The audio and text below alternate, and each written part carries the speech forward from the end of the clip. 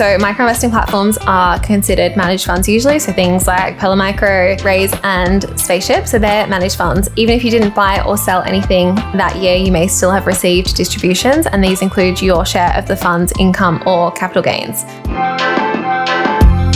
Welcome to the Get Rich Slow Club. I'm Anna and I'm here with Tash, and today we are talking about what to do with your shares when it comes to tax time.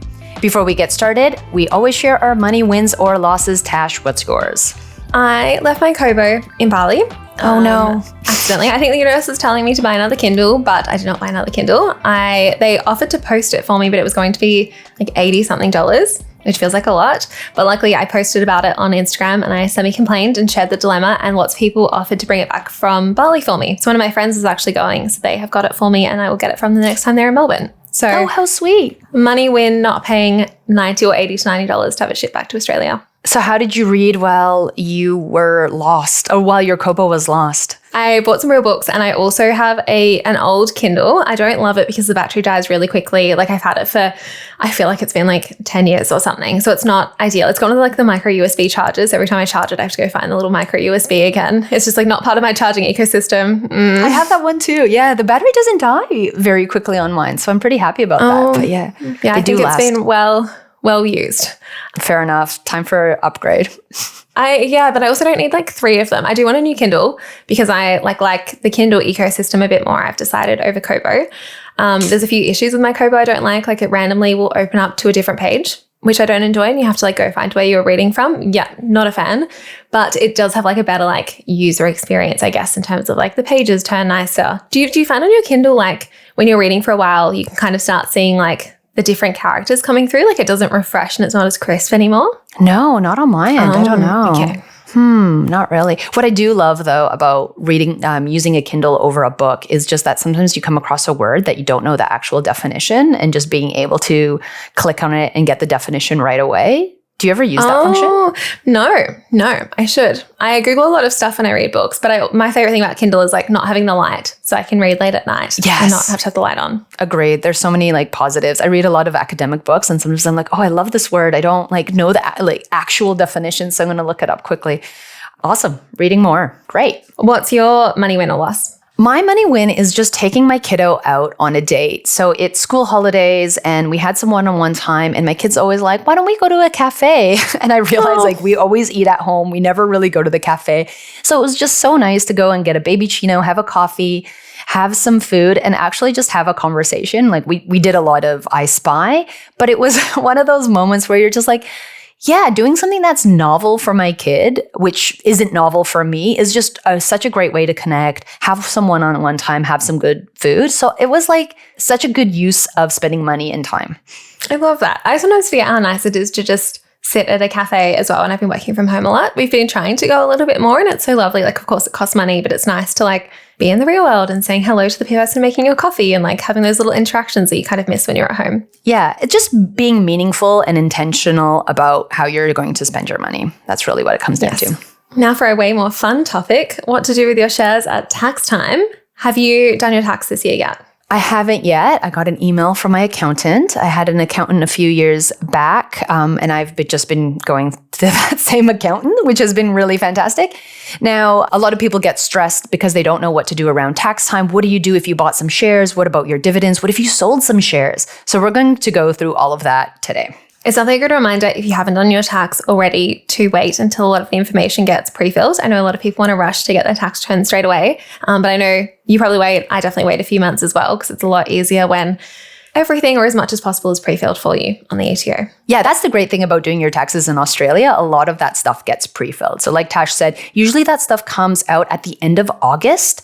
So if you're worried about it or you want to get all your paperwork for your taxes, just know that if you hold off for a bit, sometimes that stuff gets pre-filled. But we'll dive deep into each of these things, whether you're investing on the ASX in the US, if you have micro investing, we'll talk all about that in today's episode. So let's first kick it off by talking about if you're investing on the ASX. So if you are investing through shares or ETFs, what that kind of looks like. So for example, if you're investing in ETFs, there may be a chance that you receive distributions. So when you invest in ETFs, exchange traded funds, you're investing in a basket of underlying assets, so often shares. And throughout the year, these ETFs may have paid you distributions. Now, distributions and dividends are usually used interchangeably. Distributions are specifically for ETFs, whereas dividends are usually used specifically for shares. But in this case, it's basically a profit that was paid to you by the company. You do have to pay tax on your distributions or dividends, even if you have a dividend reinvestment plan. So usually the fund manager will report them to the ATO and they should be pre-filled on your tax return sometime in August, hopefully, but look out for them on your ATO portal. So usually you don't have to do anything.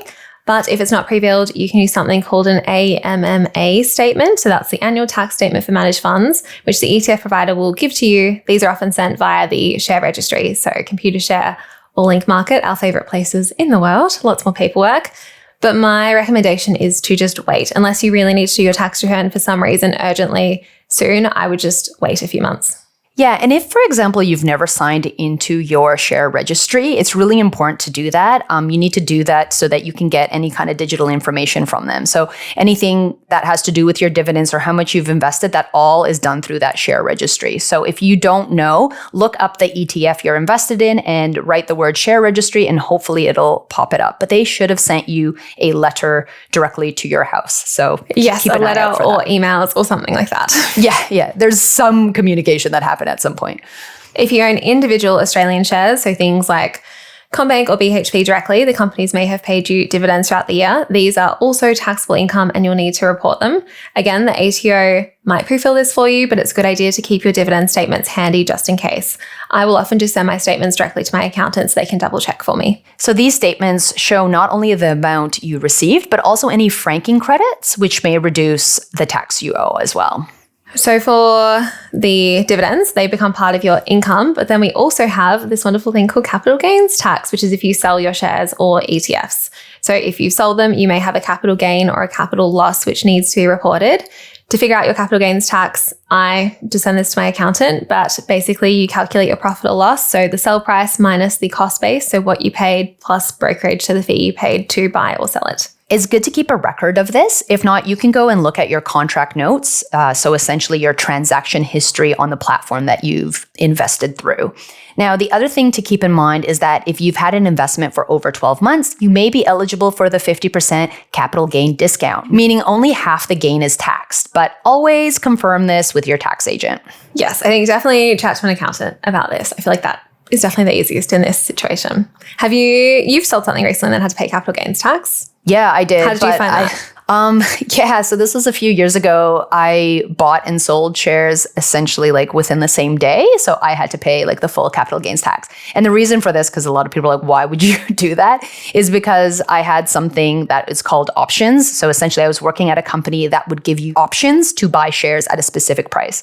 So you could, just as an example is, let's say I have options to buy shares at 10 cents, but then the share price is at $1. Now I can buy and sell them at the exact same time, but I'm going to have to pay the full capital gain on that. And that is exactly what I did. So interesting. Anyhow, talk to an accountant. Very this is a place where you definitely want to get advice and not mess something up. Yeah, I sold something a few years ago that I lost money on and then the accountant just worked it out for me. And then I had like the capital loss, but I didn't sell anything that made money that year. So it got carried forward to the next year. That's where it starts to get a little bit more complex with like the rules and the ATO and everything like that. So I feel like tax is really easy if you just have raise or something and the raise is really good because it tells you exactly which columns to put each of the numbers into and they give you a really simplified tax statement. But as soon as you're like buying and selling different things and you've got like maybe on a full share brokerage platform, then it's maybe easier just to use an accountant. Yeah, accountants are fantastic for this kind of stuff. So we just covered if you are buying on the Australian Stock Exchange. Now, if you are US investing, so buying shares and ETFs listed somewhere in the US.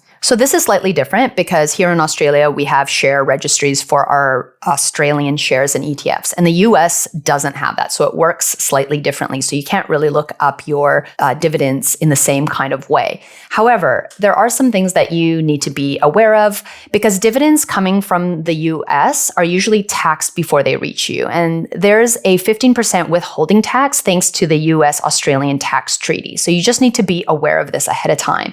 Now, the income is still taxable in Australia, so you'll need to include it on your return. However, you may be able to claim a foreign income tax offset for the amount already withheld. So most platforms that support US investing will provide you with year-end statements showing the dividends and any withholding tax deducted. If not, your transaction history is your best friend. Just like with the ASX shares, if you sold US shares or ETFs, you may have a capital gain or loss to report. The capital gains tax rules are the same here. You pay tax in Australia, not the US, and you may get a discount if you've held the investment for over 12 months. One of the things to look out for is a form called a W8BEN. So that's the letter W8 and then BEN. But essentially, this is the form that you would want to fill out for any foreign income tax offset. So look out for that. Usually when you're signing up to a platform, you're filling it out at that time. If not, maybe take a look for that. If you are investing on Pearler, they might have filled out the form for you automatically through their US stock trading partner, but it's worth checking it with the share registry or on your Pearler account to see if it's been done already. Some brokers, you do have to just fill it out yourself, either through the share registry or through them, or sometimes brokers will do it for you. And usually you have to do it every 3 years. Every 3 years? I didn't know that. Interesting.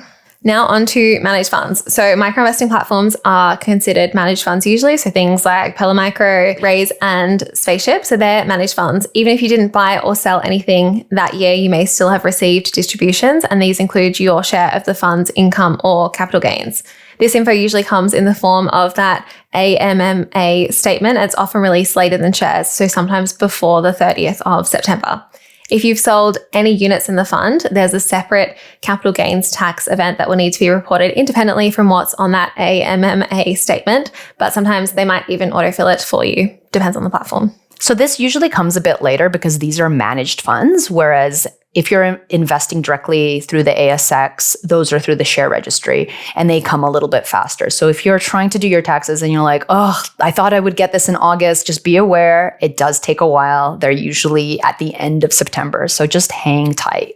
If you've been saving for your first home through the First Home Super Saver scheme, or you've made voluntary super contributions, there are a few things to remember. So if you plan to claim a tax deduction for your personal super contributions, you'll need to submit a notice of intent to claim to your super fund before you log your tax return. If you don't plan to claim a deduction, you might not need to do anything, and you should always check that you haven't exceeded your contribution caps, especially if you've contributed to multiple super funds. It's always important to check out the ATO website. They have some great explainers on this, especially if you're confused about concessional versus non-concessional contributions and how the First Home Super Saver works. So much information. I think the simplest rules for my tax stuff is I usually wait a few months. I don't rush and do it. I've actually been doing it like the next year pretty much. So I think if you have an accountant, the deadline isn't until April or May the following year. So that's generally when I do my tax. I should do it a bit earlier this year because sometimes I feel like I've forgotten a heap of stuff, but I usually wait a few months and I send as much info as possible to my accountant just so they can make sure they've gotten everything correct for me. Another really good thing is just keep all your statements, especially if you're having information on dividends or capital gain tax events or any foreign income. Having everything in one place is really great. I usually have a Google Doc or a spreadsheet where I kind of put in when I bought shares or if I sold anything, if there's anything else to be aware of. I used to have foreign property, so I would keep track of all of that and what my income was and have everything in one place. So if you are doing taxes, just having a record of everything is really helpful throughout the year. And if you haven't done this for this past year, just make it a rule to start doing that for this new year because it'll make your taxes easier. Yes, I don't have a spreadsheet. I'm not that organized, but I have an email inboxing that I try and move all of the emails to that are relevant to it. I've also found it's great if you've got like an investment property or something like that. I've found a good property manager who gives me really good end of financial year statements, and they actually link in all the things they've paid for me, like all of the rates, all of the strata fees. So I can see all of that in the statement, which has made my life really easy. So something to consider if you're signing up with a property manager is what kind of statements do they give you? I also do like ShareSite. You have to make sure things are set up correctly, but ShareSite can give you a good idea of capital gains, dividends, stuff like that. But you need to make sure it actually is set up for that to be accurate. I know Navexa is another option where you can get a tax report as well. And if you want information that's directly from your share registry, you can do that too. I know in the past, I wasn't sure about certain information. I went to my share registry. I was like, hey, can you actually give me all this information? Sometimes they do charge you it, but there's ways that you can maybe get all the information for tax time that can be easier for you. So at least you're getting it from the source based on that specific ETF or share that you purchased. Yeah. And the amount of work it can feel like, it's sometimes not a bad idea just to pay for the share registry statement if it's like $50 or something. Because it's, a lot to go through manually yourself. Yeah, and just having an understanding of what is taxable, what's not. So your dividends, your distribution, capital gains, just make sure that you understand that because they all do count when it comes for tax time. And we've said this a few times, but go talk to a tax accountant if you're not sure. They can save you a lot of money. They can help you out. They can help set you up for the future as well. So if you made a mess of your taxes this year, they can set you up for a better tax situation in the coming years. Yay, tax time. I hope everyone gets a tiny little refund at least. That would be fun, but yay, fun. If not, happy tax time. Yay, bye. Thanks so much for joining us. If you found this episode helpful, please rate us 5 stars, write a review, or share with a friend. If you're new to investing, make sure to listen to our first 10 episodes. Follow us at Get Rich Slow Club or Tash at Tash Invests or me at Ana Cristina. The Get Rich Slow Club podcast is a collaboration between Tash Etchman from Tash Invest and Ana Cristina from Perla. Knowledge is power, especially when it comes to investing. So make sure you check out our financial services guides and read the product disclosure statement and target market determination for any investments you're considering. See our show notes for more info. Any advice is general and does not consider your financial situation, needs, or objectives, so consider whether it's appropriate for you. This show was brought to you by Natasha Etchman, who is an authorized representative 1299881 of Guideway Financial Services, AFSL 420367, and Perla, who is an authorized representative 1281540 of Sanlam Private Wealth, AFSL 337927. The Get Rich Slow Club acknowledges the traditional custodians of the land we record on. From coast to coast, across land, waters, and communities, we pay our respects to elders past, present, and emerging.